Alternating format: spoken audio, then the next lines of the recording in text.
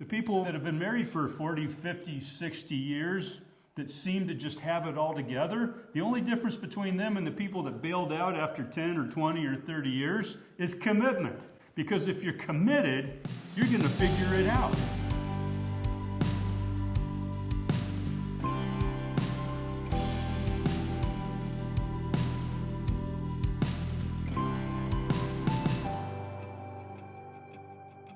Today's video, we are continuing a series that we started last week. Why marriage problems are not your fault. And number one, last week we talked about environment and society to show you why you are set up for failure from the day you say I do. Today we're going to reveal the second factor why marriage problems are not your fault and what you can do about changing the way things are. So today the title of this video is I Forgot My Vows. What did I promise to do anyway? Kind of a subtitle. So before we get into that, we'd like to ask you a few poignant questions. And the questions kind of lead into the subject matter. And these questions are, why do you feel this huge chasm between you and your mate? Why things aren't going the way you expected from the day you said I do at the altar. Right, why do you feel this huge emotional disconnect?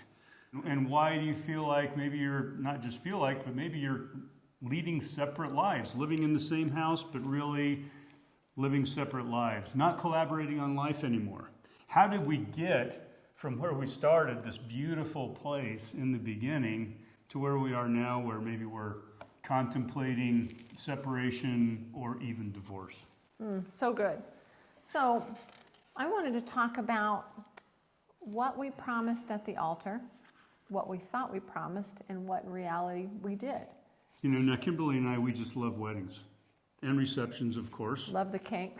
It's so enjoyable and so meaningful to see a couple, young or old, starting fresh, starting their life together, and, you know, starting that adventure into the wild blue yonder with high expectations, high hopes, and making promises to each other to love and to cherish and to be there for one another.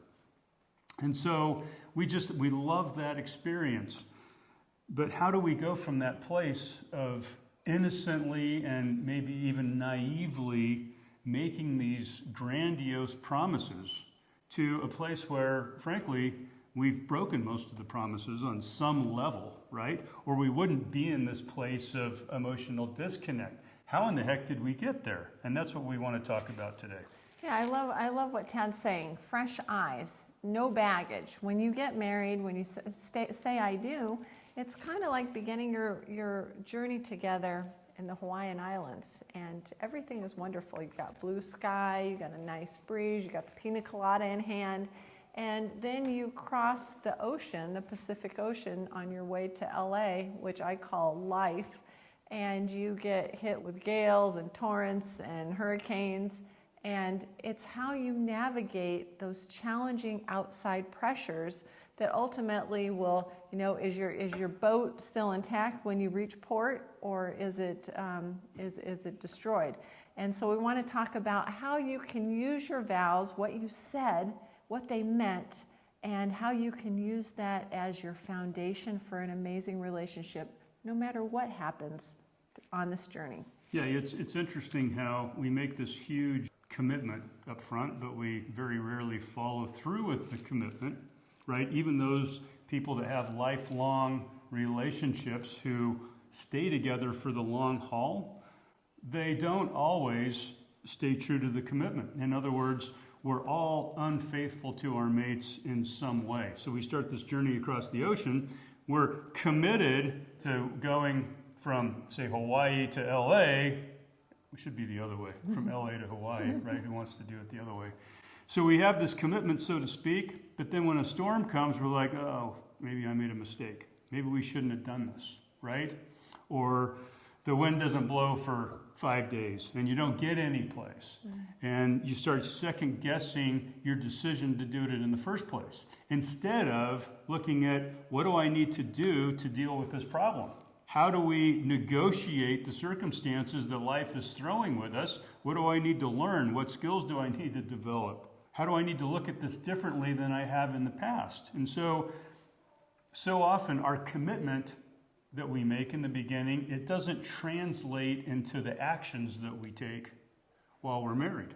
We've got so much more to say on this, but we wanted to kind of get into this by talking about what we call explicit vows and implicit vows. So there's two kinds of vows that we take or we make when we get married. Now, explicit vows are the vows that we say. They're the ones that are quite obvious. They're things like we promise to love and to hold and to cherish and to do it till death do us part.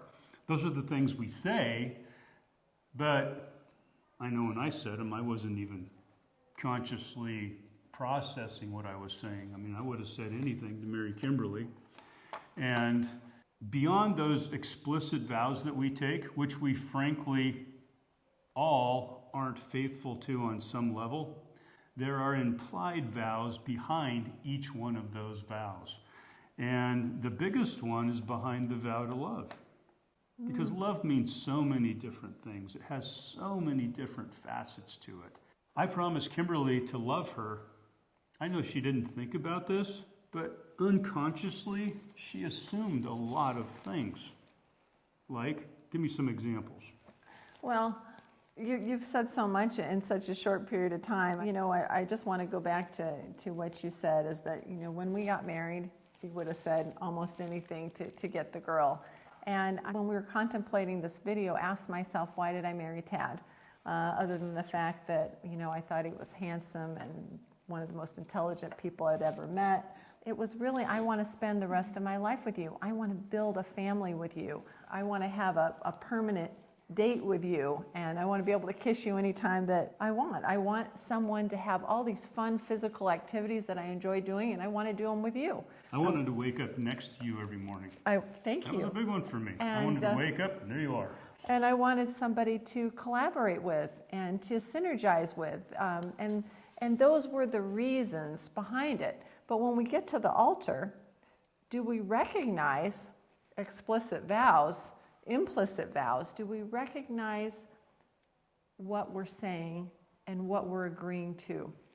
And what I mean by that is when you stand up to the altar as a husband or as a wife, what did you expect your role to be in that space? Did you expect yourself to be a provider, protector? You know, did you expect yourself to be a lover? Did you expect yourself to be an amazing, you know, homemaker or provider? What were your roles? What did you see that other person fulfilling that was just an assumption on your part? And what paradigms did you bring to the marriage? You know, did you have parents that had a great role model, or did you have a dad that considered it a ball and chain? Because that's going to be something that subconsciously either helps you or hurts your relationship. Or did you see it as, I'm going to be the best supporting actor in my mate's life? What were the role models? What were the paradigms that you were bringing to the table the day that you said, I do? And these all filter into commitment. This all leads into what I'm agreeing to, and how committed am I to what I'm offering you. So this kind of forecasts a little bit what we're going to talk about next week. But we all made this huge commitment, but we really had no plan on how we were going to execute and how we were going to play the game. We didn't really have a set of rules, and we didn't have a blueprint. We go into it kind of eyes wide shut. And so when we have a romance, when we have a love affair, and that culminates in getting married, the only reason that we do that, there's only one reason today. And that is that we want to perpetuate the emotional experience that we're having. We feel in love. We feel significant, right? We have anticipation for when we go out and we enjoy life together. Life is good. Life is just more beautiful because we're experiencing it with this person that we're also engaging with at usually our higher level of self, meaning we're bringing our best to the table. So, you know, back when we dated and courted, it was the good old days when people actually dated and courted and then got married. They didn't live together so much. And so I'm looking forward to being with the girl. I'm looking forward to living with her, okay? That's a highlight. And you're saying something so good, because when you stand up there and say, I do, you're offering yourself in a state, in a presentation. And what were you like the day you said, I do? Were you loving? Were you kind? Did you take really good care of yourself? I mean, if you look at what you were presenting, were you going to the football games? Were you taking her dancing and shopping? Were you going hunting with him? Whatever you were doing up until that point, I think it's fair to assume that that person standing across from you thought they were going to be getting more of the same, but it was going to be evolving. It was going to be creating a life together that was actually, this was just a launching point, a springboard, if you will, to things that were better and better. Right, and so back in the day, when we were young and we dated and courted, we had different expectations than today, right? So marriage was the beginning of a life together. It wasn't the continuation of a life together. It was more of a beginning of a life together. And we went into it with a bliss and with a euphoria, with these high expectations, and so we make the commitment, like Kimberly said. I mean, I was going to promise anything so I could get the girl, right? But then life changes, because when we were young, you have less responsibility, you know? We were in our early 20s. Now people get married more in their 30s and maybe even not. But when you're in your early 20s, maybe you're in college, maybe you're out of college, maybe it's before college, but the responsibilities that you have in life are minimal. You don't have children yet, you probably don't own a house yet, you're probably not involved in a serious career that is demanding, and so you're in this place where life is like a candy store of possibility. Everything good seems to be in front of you. And so you're having this experience, you want to perpetuate it, so you seal the deal, and then what do? You start pursuing a career. You start climbing the corporate ladder. You start competing with the Joneses. You start getting pressure from grandma to have a grandbaby. Before you know it, you've got the pressures of child rearing. You have financial pressures that come with buying a home. You have the pressures that come from pursuing a career. And you put all that together, and suddenly the focus and attention that you were putting on your relationship, right, just went out the window. And you wonder why your relationship isn't thriving after 5 or 7 or 10 or 12 years. And it's obvious. It's because we're not doing what we did in the beginning to create the environment where we wanted to spend our lives together. We basically took our eye off the ball. Now, of course, we all want to have children for the most part and pursue careers and advance ourselves through life. The problem lies in that we do that without consciously creating space for our marriage. And we take our focus, we take our eye off the ball, so to speak. And we take it off for so long, and it's so we true. wonder why it got dropped. Right, because when you get married, I think it's fair to say that you're going to put this person first. This person you're marrying is going to be the most important person in your life. And when you make decisions, the idea would be, is it good for me and is it good for us? It's a complete picture of taking each other into consideration so that you never have a disconnect. But the pressures of the unforeseen and of life can alter that. And you know, to go back to commitment, because it's such an easy word to say and it's really challenging to fulfill. But one thing that I think was really, really clear in both our lives is that there was no plan B for us.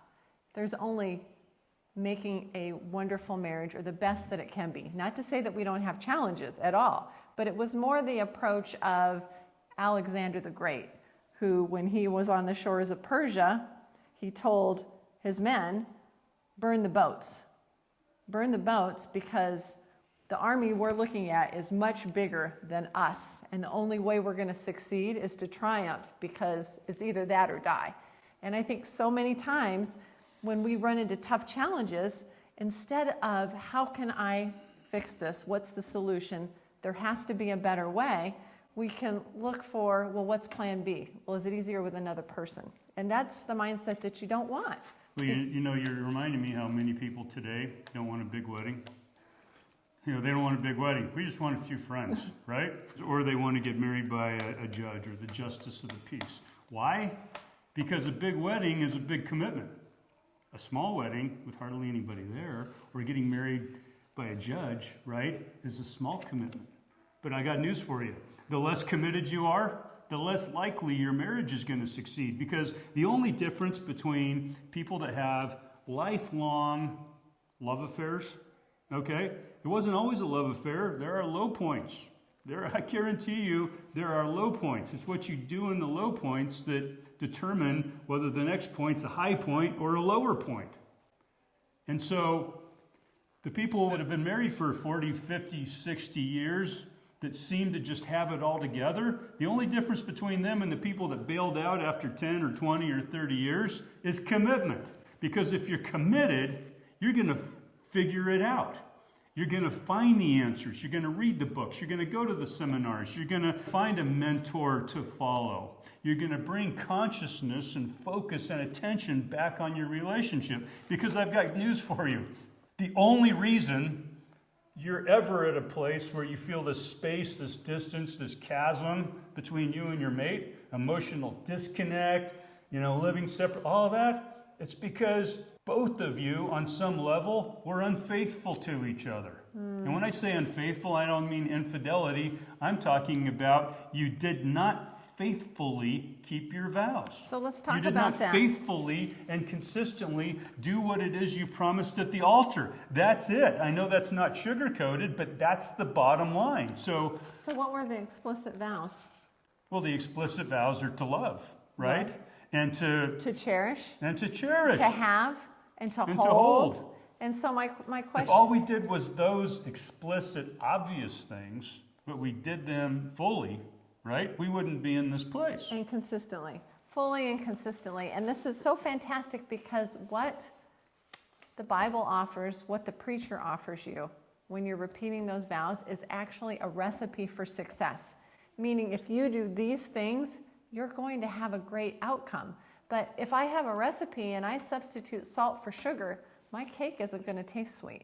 But we wonder why. But if you actually do the explicit vows, and then I want you to talk about the implicit vows, that in and of itself is enough to have a great relationship. So I ask you if you have commitment. So I ask you today, are your actions and are your behaviors supporting your goals? So tell me about implicit vows. So I like the word consciousness because how many people go into marriage knowing how to be married? Nobody. Nobody. Even if you read all the books, only marriage makes you ready for marriage. Right? Only having kids makes you ready to be a parent. It's the only way. Nobody can tell you enough stuff. So if only marriage makes you ready for marriage or makes you qualified to be married, what that implies is that there's things that happen in marriage that you've got to deal with, confront, grow through, work through.